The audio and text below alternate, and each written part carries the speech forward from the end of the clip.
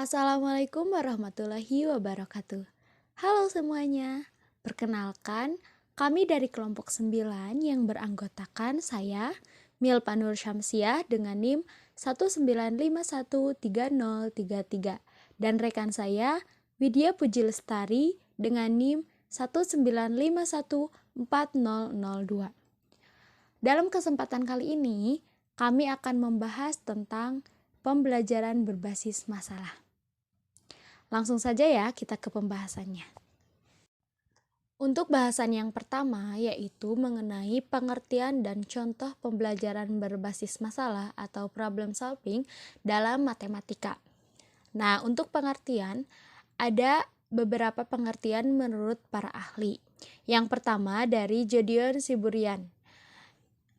Menurutnya, pembelajaran berbasis masalah merupakan salah satu model pembelajaran yang berasosiasi dengan pembelajaran konstekstual.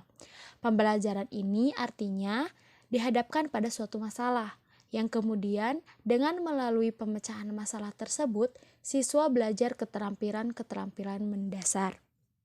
Yang kedua, ada dari Muslimin. Ia mengatakan bahwa pembelajaran berbasis masalah adalah suatu model untuk membelajarkan siswa dalam mengembangkan keterampilan berpikir dan keterampilan memecahkan masalah. Belajar peranan orang dewasa yang otentik serta menjadi pelajar yang mandiri. Dan selanjutnya dari Yusuf Jajadi Sastra. Ia mengungkapkan bahwa metode pemecahan masalah ini adalah suatu cara mengajar yang merangsang seseorang untuk menganalisa dan melakukan sintesa dalam kesatuan struktur atau situasi di mana masalah itu berada atas inisiatif sendiri. Nah, dari beberapa pendapat para ahli tersebut, maka kita dapat simpulkan bahwa pembelajaran berbasis masalah ini adalah suatu model pembelajaran yang diawali dengan pemberian masalah kepada peserta didik, di mana masalah tersebut dialami atau merupakan pengalaman sehari-hari peserta didik. Nah, selanjutnya peserta didik menyelesaikan masalah tersebut untuk menentukan pengetahuan yang baru. Kemudian, bagaimana sih contoh problem solving dalam pembelajaran matematika? Nah, untuk contoh problem solving dalam pembelajaran matematika dapat dilihat, kita ambil contoh ya pada masalah. Misalkan 2 tahun yang lalu seorang laki-laki umurnya 6 kali umur anaknya. 18 tahun yang akan datang umurnya akan menjadi 2 kali umur anaknya. Nah, pertanyaannya berapakah umur mereka sekarang? Nah, di sini saya buatkan tabel penyelesaian masalahnya, di mana di sini ada beberapa langkah yang akan dilakukan dalam pembelajaran menggunakan problem solving. Untuk langkah yang pertama, yaitu memahami masalah. Untuk kegiatan siswanya, siswa menulis syarat cukup dan siswa juga menuliskan syarat perlu. Nah, untuk syarat cukupnya di sini yang ditulis siswa, misalkan 2 tahun dari soal yang diketahui ya, 2 tahun yang lalu umur seorang ayah 6 kali umur anak. Nah, 18 tahun lagi umurnya 2 kali umur anak. Itu untuk syarat cukup. Untuk syarat perlunya, berapa umur ayah dan anak sekarang? Untuk langkah yang kedua yaitu membuat rencana pemecahan masalah. Kegiatan siswanya yaitu menulis rencana penyelesaian. Di sini rencana penyelesaiannya dimisalkan saat itu umur ayah X tahun dan umur anaknya Y tahun. Dicari hubungan antara umur ayah dan umur anaknya 2 tahun yang lalu dan 18 tahun yang akan datang untuk dapat menentukan nilai X dan nilai Y. Nah, untuk selanjutnya yaitu masuk ke tahap ketiga, yaitu melaksanakan rencana pemecahan masalah. Untuk kegiatan siswanya yaitu siswa menyelesaikan masalah berdasarkan rencana yang telah dibuatnya.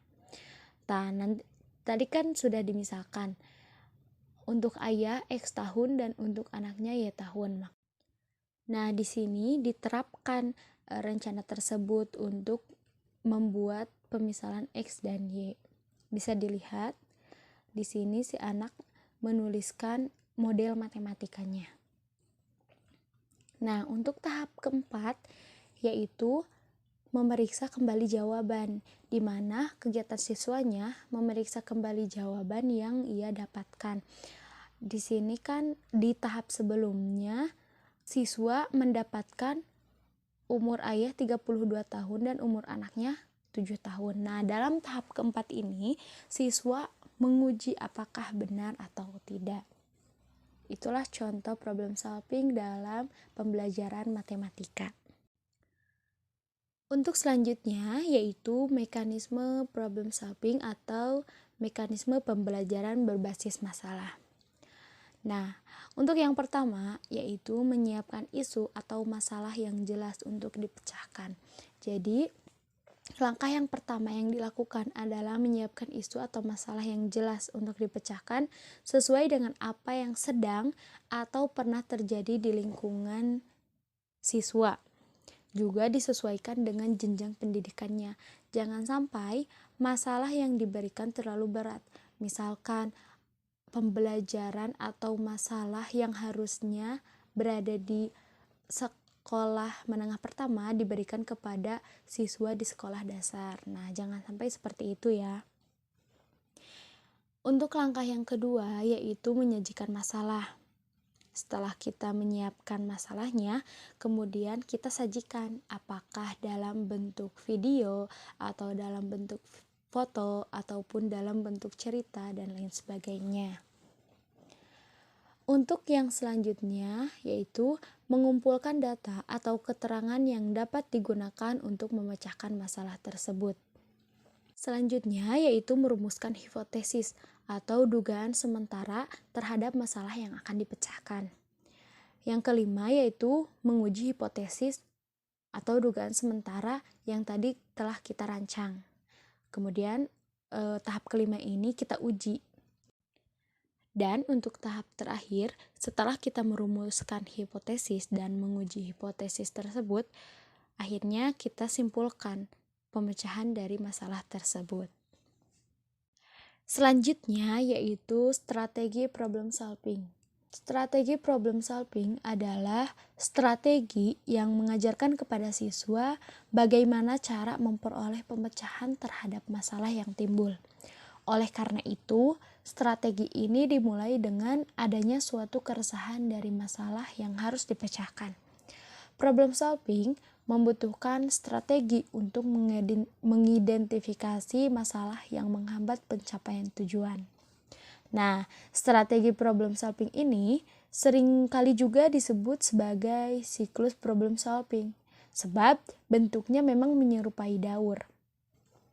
Nah, ini dikarenakan ketika suatu masalah terselesaikan, seringkali akan timbul masalah baru, sehingga langkah-langkahnya pun berulang kembali. Dalam perspektif siklus pemecahan masalah, maka urutannya adalah yang pertama, mengukur besaran masalah. Yang kedua, mencari penyebab masalah. Nah, mencari penyebab masalah ini juga merupakan suatu tahapan agar kita mudah untuk menentukan solusi dari masalah tersebut. Yang ketiga, mengembangkan solusi masalah. Jadi ketika kita sudah menemukan solusinya, kita juga harus mengembangkan solusi dari masalah. Yang keempat, mengimplementasikan kebijakan. Yang kelima, mengevaluasi kebijakan. Materi yang selanjutnya yaitu sintaks pembelajaran berbasis masalah. Nah, langkah kerja atau sintaks pembelajaran berbasis masalah ini yaitu sebagai berikut. Yang pertama, orientasi peserta didik pada masalah.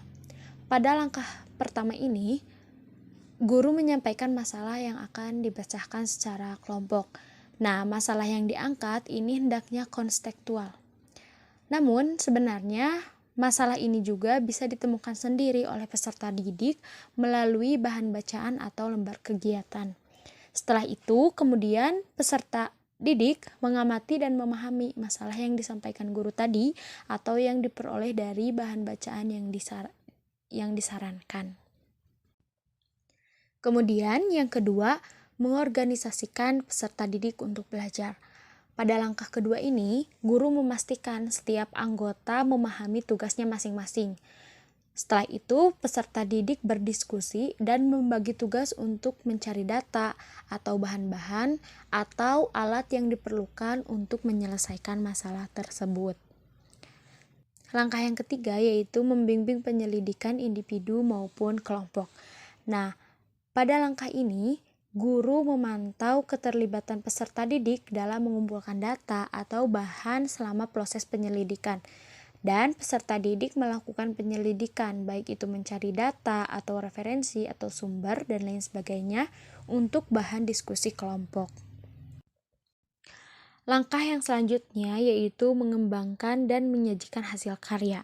Nah, pada langkah ini, guru memantau diskusi dan membimbing pembuatan laporan, sehingga karya setiap kelompok siap untuk dipresentasikan. Kemudian selanjutnya, kelompok siswa melakukan diskusi untuk menghasilkan solusi dari pemecahan masalah, dan hasilnya bisa dipresentasikan atau disajikan dalam bentuk karya. Langkah yang kelima yaitu menganalisis dan mengevaluasi proses pemecahan masalah. Nah, dalam langkah terakhir ini, guru membimbing presentasi dan mendorong kelompok memberikan penghargaan serta masukan kepada kelompok lain.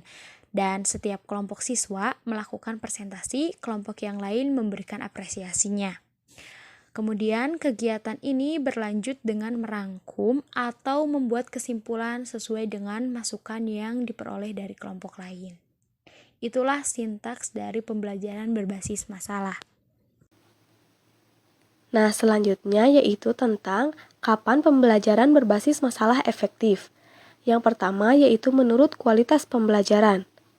Menurut kualitas pembelajaran atau quality of insurance, maksudnya semakin kecil tingkat kesalahan yang dilakukan, berarti semakin efektif model pembelajaran berbasis masalah ini. Yang kedua yaitu menurut kesesuaian tingkat pembelajaran atau appropriate level of instruction. Dalam hal ini, guru memastikan tingkat kesiapan siswa dalam menerima pembelajaran dengan pembelajaran berbasis masalah. Dan yang ketiga yaitu menurut waktu, yaitu ketika siswa dapat menyelesaikan pembelajaran sesuai waktu yang ditentukan, maka dapat dikatakan pembelajaran berbasis masalah ini efektif. Kemudian yang selanjutnya ada pembelajaran klasik. Banyak yang menganggap bentuk pengajaran klasikal tersebut merupakan bentuk yang paling tepat.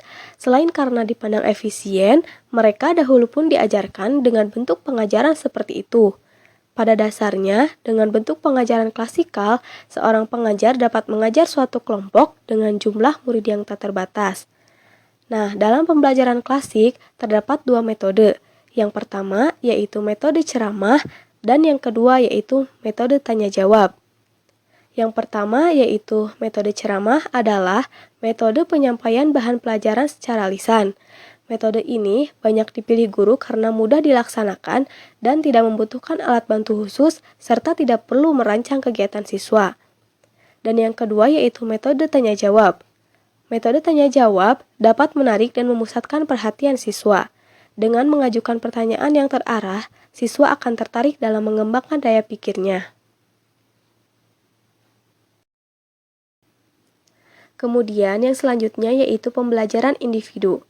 Pembelajaran individual atau pengajaran perseorangan merupakan suatu strategi untuk mengatur kegiatan belajar mengajar sedemikian rupa sehingga setiap siswa memperoleh perhatian lebih banyak daripada yang diberikan dalam rangka pengelolaan kegiatan belajar mengajar dalam kelompok siswa yang besar.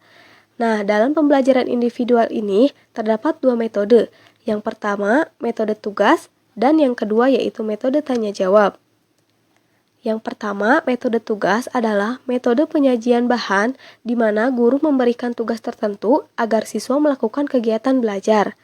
Dan yang kedua yaitu metode tanya jawab, ialah suatu cara penyajian bahan pelajaran melalui bentuk pertanyaan yang perlu dijawab oleh anak didik. Selanjutnya yaitu pembelajaran berkelompok. Model pembelajaran berkelompok atau disebut juga model pembelajaran kooperatif adalah model pembelajaran yang mengutamakan eksistensi kelompok. Nah, terdapat pula langkah-langkah dalam pembelajaran kooperatif. Yang pertama yaitu menyampaikan tujuan serta memotivasi siswa. Guru menyampaikan tujuan pembelajaran dan mengkomunikasikan kompetensi dasar yang ingin dicapai dan memotivasi siswa. Yang kedua yaitu penyajian informasi. Guru memberikan informasi kepada siswa. Yang ketiga, atur siswa menjadi kelompok belajar. Guru memberitahu pengelompokan siswa. Yang keempat, membimbing kelompok belajar. Guru memotivasi dan memfasilitasi pekerjaan siswa dalam kelompok belajar kelompok. Yang kelima yaitu evaluasi. Guru mengevaluasi hasil belajar tentang materi pembelajaran yang telah diterapkan. Dan yang terakhir yaitu berikan penghargaan. Guru menghargai hasil belajar individual dan kelompok. Selanjutnya, terdapat pula elemen-elemen pembelajaran kooperatif atau pembelajaran berkelompok. Yang pertama, saling ketergantungan positif. Keberhasilan suatu karya sangat bergantung pada usaha setiap anggotanya, maka sangat dibutuhkan untuk saling ketergantungan positif. Yang kedua, tanggung jawab perseorangan. Unsur ini merupakan akibat langsung dari unsur yang pertama. Jika tugas dan pola penilaian dibuat menurut prosedur model pembelajaran cooperative learning, setiap siswa akan merasa bertanggung jawab untuk melakukan yang terbaik. Yang ketiga yaitu tatap muka. Setiap kelompok harus diberikan kesempatan untuk bertemu muka dan berdiskusi. Yang keempat yaitu komunikasi antar anggota. Unsur ini juga menghendaki agar para pembelajar dibekali dengan berbagai keterampilan berkomunikasi. Dan yang kelima yaitu evaluasi. Pengajar perlu menjadwalkan waktu khusus bagi kelompok untuk mengevaluasi proses kerja kelompok dan hasil kerjasama mereka agar selanjutnya bisa bekerja sama dengan lebih efektif. Kemudian, terdapat pula pendekatan dalam pembelajaran komparatif. Walaupun prinsip dasar pembelajaran kooperatif ini tidak berubah, terdapat beberapa variasi dari model tersebut. Ada 4 pendekatan pembelajaran kooperatif. Yang pertama yaitu Student Team Achievement Division atau STAD. STAD ini merupakan pendekatan pelajaran kooperatif yang paling sederhana. Yang kedua yaitu investigasi kelompok. Investigasi kelompok ini mungkin merupakan model pembelajaran kooperatif yang paling kompleks dan paling sulit untuk diterapkan. Yang ketiga yaitu pendekatan struktural. Meskipun memiliki banyak kesamaan dengan pendekatan lain, namun pendekatan ini memberikan penekanan pada penggunaan struktur tertentu yang dirancang untuk mempengaruhi pola interaksi siswa.